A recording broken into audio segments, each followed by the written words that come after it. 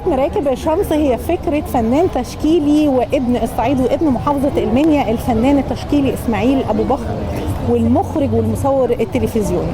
الفكرة فكرة مهمة جدا لكل الفنانين التشكيليين على مستوى العالم، وفي حرص لوجود ومشاركة متعددة من كل دول العالم، لكن الدعم الداخلي مهم جدا. عشان كده النهاردة موجودة شخصيات داعمة لهذا المعرض المقام في محافظة المنيا في دورته الثالثة، معرض مراكب الشمس. يسعدنا يكون معانا النهاردة الأستاذ الدكتور أمل أبو زيد، عميد كلية التربية الفنية بمحافظة المنيا. دكتورة أمل، بنرحب بيكي معانا النهاردة. أهلا وسهلا بيك. وبنشكر تشريفك معرض مراكب الشمس. وحضرتك شايفة هذا المعرض وهذه الفكرة شكلها إيه؟ طبعا اولا شرف لاي فنان ان هو يشارك في هذا الحدث، لان الحدث ده هو مشاركه لمصر كلها. صحيح. لان احنا من خلال مراكب الشمس بيتم تناول الفكره اللي قصد بيها استاذ اسماعيل، ازاي ان هو يروج عن الفكره دي كل مره تبقى في محافظه مختلفه، بحيث ان هو يعمل رواج سياحي للبلد، وفي نفس الوقت يعرف العالم بالفنانين سواء من جمهوريه مصر العربيه او من جميع انحاء العالم، بحيث ان يبقى في عمليه التواصل بين الفنانين لاكتساب الخبره والاكتساب الهويه والاكتساب الثقافه المختلفه، لان طبعا كل فنان من خلال اعماله بينقل ثقافه مختلفه وفكر مختلف من خلال انحاء العالم. فانا اعتقد انها فكره جميله، ودي الدوره الثالثه زي ما حضرتك ذكرتي. انا حضرت الدوره الاولى وشاركت في الثانيه، بس الثالثه النهارده ان شاء الله تنطلق. فطبعا هو حدث جميل جدا جدا، وكل مره بيبقى ليه صبغته المختلفه. اول مره كان الابحار كان في القاهره، فكان ليها رونق المكان وسحره ومشاركه الفنانين، والمرتين الثانيه والثالثه كانوا هنا في سحر عروس الصعيد المنيا. فكان يعني ورانا المتحف الاتوني والمنيا بوجه عام ليها طبيعه كده ساحره النيل. فطبعا مراكب الشمس انها تنطلق ويبقى معانا مجموعه من الفنانين من انحاء العالم كلها، فدي حاجه كويسه جدا. حرص الدكتوره امل ابو زيد ان هي تبقى جايه داعمه لهذا المعرض النهارده ليه؟ طبعا زي ما انا قلت لك ان عمليه المشاركه دي حاجه كويسه جدا لاي فنان ان هو يشارك في حدث يكون ضخم وعالمي، وانا شايفه ان الحدث ده هون مشارك فيه اكتر من تقريبا 40 دوله، فدي حاجه كويسه جدا. تاني حاجه على المستوى الشخصي، ان انا اي حاجه تساعد في ان احنا بلدنا تبقى في مصافي الدول طبعا لازم كلنا نشارك فيها، ودايما نقول مصر متقدمه ومصر في ازدهار. والجميل ان الحدث جاي كمان مع كوب 27 فحاجه كويس جدا جدا ان احنا نأيد فخامه الرئيس ونقول له كلنا معاك، وكلنا الشعب المصري كلنا داعمين لمصر، وكلنا نتمنى مصر تبقى دايما آمنة وسلمة، ويزورها كل الفنانين ويتعرفوا على فنوننا، فده حاجة كويسة. بنشكرك الدكتورة أمل، وعايزة أقول لكم إن إحنا كمان عندنا أعظم مدينة للفنون في العاصمة الإدارية، فبنشكر فخامة الرئيس على دعمه للفنون التشكيلية. أكيد.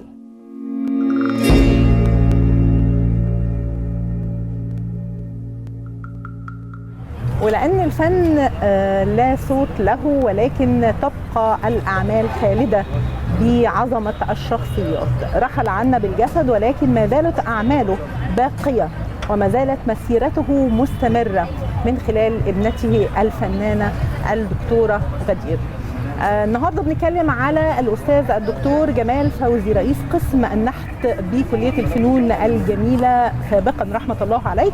رحل عنا بالجسد، ولكن في الملتقى الثالث من مراكب الشمس بيشارك بعمل من خلال دكتورة غدير. هتكلمنا عن هذه المشاركة.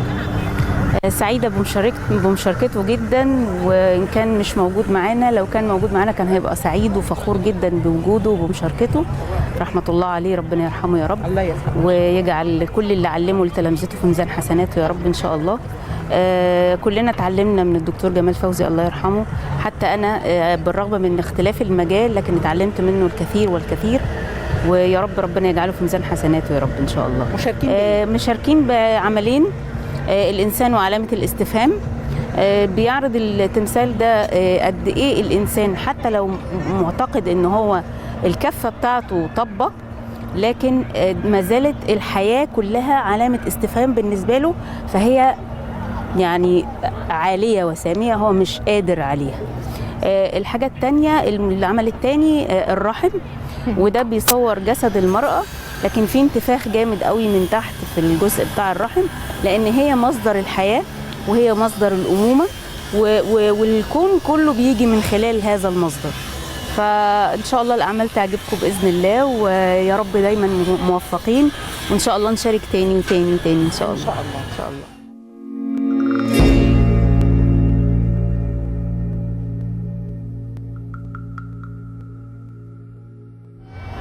ولأن الفن لا وساطة فيه والموهبة هي اللي بتضغي على الفنان، النهاردة معانا ابن محافظة المنيا الفنان ملك الأيقونات مكاري بشرى فوزي. النهارده هو بيشارك معانا في الملتقى الثالث لمراكب الشمس. خلونا نتعرف اكتر على مشاركته داخل المعرض. بنرحب بيك، مشاركتك ايه؟ اهلا وسهلا، مساء الخير عليكم. اولا بحب ارحب بكل الحضور. انا اعرف ان في اكتر من 50 دوله مشاركه في هذا الملتقى الرائع، وتحيه خاصه للاستاذ اسماعيل بكر على مجهوداته وعلى تعبه معانا. أنا مكاري بشرى فنان تشكيلي وعضو في نقابة الفنون التشكيلية، فنان أيقوني مهتم بشغل الرسومات الدينية والكنائس، ولينا أعمال كثيرة في ألمانيا وفي أمريكا، ولسه كمان راجعين من العراق عاملين كاتدرائية كبيرة في بغداد. وليه عديد برضو من المشاركات الدولية والمعارض والملتقيات. فالنهارده يعني فخور جدا ومبسوط ان على ارض محافظه المنيا تقام فعاليه مثل هذه الفعاليات اللي يعني بتسري الفن وبتسري المجتمع الفني. مشارك النهارده تحت شعار مراكب الشمس. ويعني لو ينفع اتكلم شويه عن مراكب الشمس، يعني مراكب الشمس هي مراكب جنائزيه، يعني كانت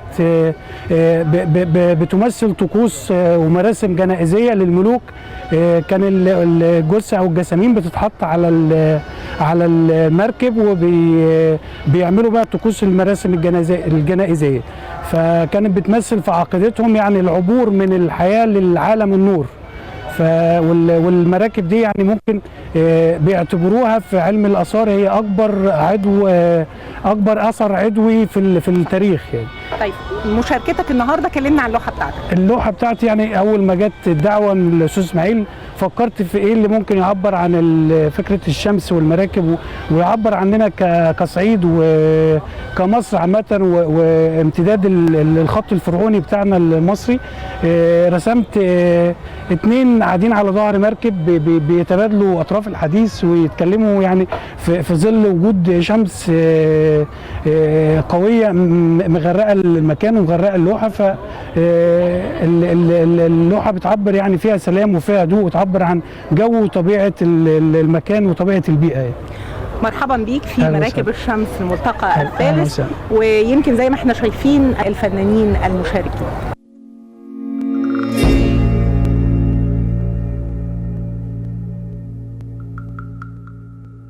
عندما يندمج الجمال بالفن لازم يكون معانا ولاد تربية فنية والمبدعات في تربية فنية اللي بياخدوا دراسات العليا. ابتسام محمد عبد العال، والمشاركة النهاردة في الملتقى الثالث لمراكب الشمس.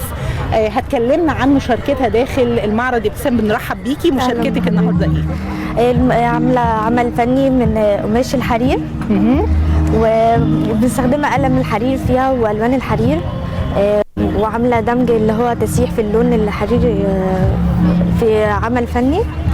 اول مره تشاركي في مراكب الشمس؟ اول مره تشاركي؟ مبسوطه ان انا شاركت، وان انا يعني نفسي اشارك بعد كده تاني. ولان الفن التشكيلي اقسامه كتيره جدا، ما بين النحت وما بين التصوير الفوتوغرافي والجرافيك والكاريكاتير، اقسام كتير جدا.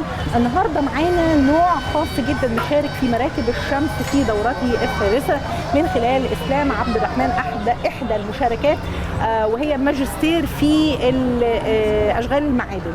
هتعرفنا اكتر على مشاركتها داخل المعرض النهارده. اسلام بنرحب بيكي، كلمينا عن مشاركتك داخل معرض مراكب الشمس في دورته الثالثه. أنا مشاركة بلوحة، اللوحة دي عبارة عن بورتريه إفريقي. البورتريه معمول من خامة النحاس الأحمر. طبعا في أجزاء زي ما هي باللون النحاس، وفي أجزاء متلونة، واللبس بتاعها برضو ده عبارة عن قماش، يعني أنا حاطة لها قماش، يعني خامة قماش طبيعي مش رسماه. وفي الأرضية بقى عناصر متوزعة برضو، عناصر إفريقية بألوان كتيرة، وليه بروازين، برواز داخلي وبرواز خارجي. مزجتي ما بين الوجه الافريقي بالسمات المصريه. افريقي تحسيه فرعوني شويه مع افريقي، حاجتين كده داخلين في بعض، والخامات برضو يعني مش خامه واحده، في ورق، في الوان، في قماش، في نحاس، في كذا خامه في التصميم. عندما تتميز المرأة في الفنون المختلفة من داخل الصعيد من قلب مراكب الشمس، بنقول لكم على تميزاتنا النهارده.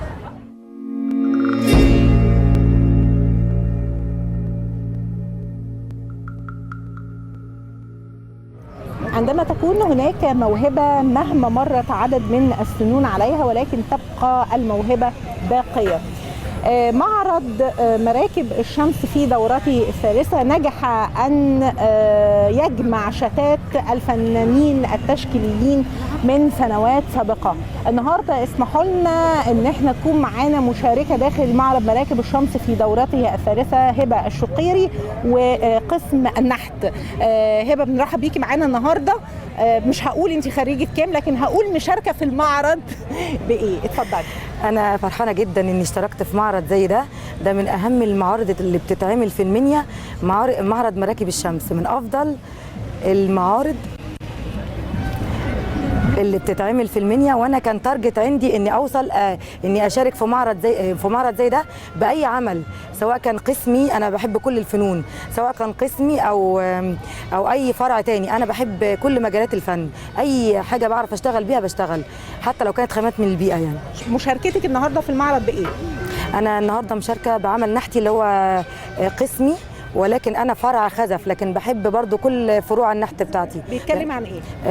انا كنت عامله تحليل مبسط، لان كل هدف الفنانين او اكبر هدف بيوصل ليه الفنان انه يعمل تمثال مبسط بشكل يوصل للمشاهد بشكل بسيط. عن انا بعمل شكل مبسط للست، لان انا ست يعني، فانا عامله كده. وزي ما قلنا معرض مراكب الشمس كان جهة اتصال مع كل فنانين العالم من كل الدول. طبعا ما نقدرش ننسى الدول العربية الشقيقة وخاصة تونس الشقيقة.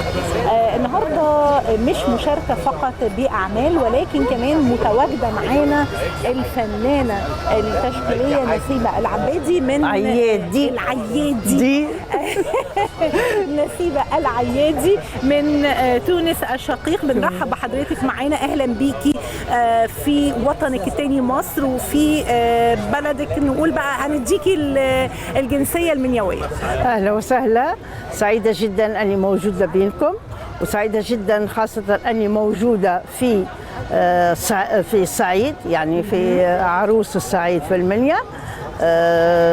شاركت في هذا المعرض مراكب الشمس مع اسماعيل البكر. سعيدة جدا اني مشاركة معهم بلوحة. تمام. كما اني سعيدة جدا أن هذه النوعية من المعارض تقام في زي أماكن زي دي، في مركب وعلى النيل، وده شيء جميل جدا ورائع جدا، ويشجع يعني الفنانين عشان تشتغلوا، عشان تعملوا، عشان تشاركوا، عشان تكون يعني والروح المثابة عند المنيويين يعني حاجة ثانية بصراحة. عشقتهم من خلال مثابرتهم وحبهم للفن وحبهم ونشاطهم وكل شيء يعني، وأغلب أصدقائي كلهم من المنيا.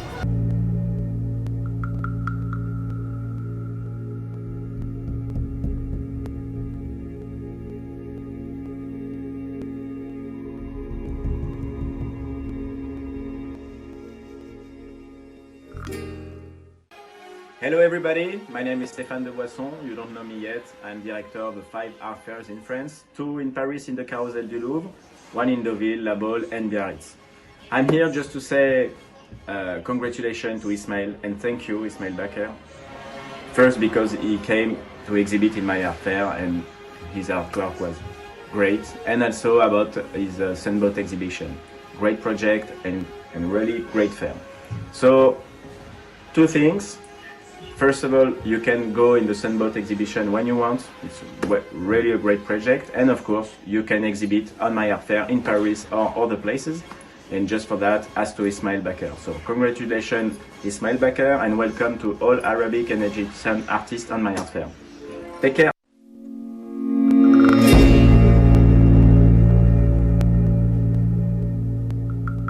متابعينا في كل مكان، واحنا موجودين النهارده في معرض مراكب الشمس في دورته الثالثه من عروس صعيد محافظه المنيا.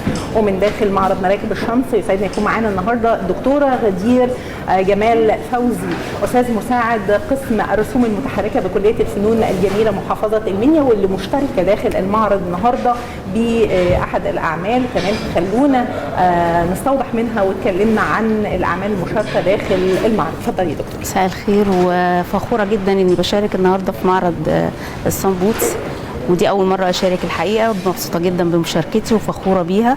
والمعرض من اميز المعارض اللي بتتعمل فنيه في مصر كلها، وربنا يوفق الاستاذ اسماعيل دايما وفي احسن حال بالتوفيق ان شاء الله. مشتركه معانا بايه النهارده؟ بفيلم رسوم متحركه اسمه فيلم نميمه، بيعرض مشكله النم والغيبه بين الستات وبعضيها، وبيحاول يعني يديها معالجه ان هي في كل الاديان مكروهه، وجايبه ايات بقى مسترشده بايات من القران الكريم ومن التوراه من الانجيل، ان كل الفعل بتاع الغيبه والنميمه ده في استياء من الاديان كلها، وفي نهي عنه، يعني في كفعل هو منهي عنه في كل الاديان. ويا رب الفيلم يعجبكم ان شاء الله. زي ما احنا عارفين الفن وسيله مهمه للتواصل ما بين الشعوب وتغيير السلوكيات. تابعونا ولقاء اخر.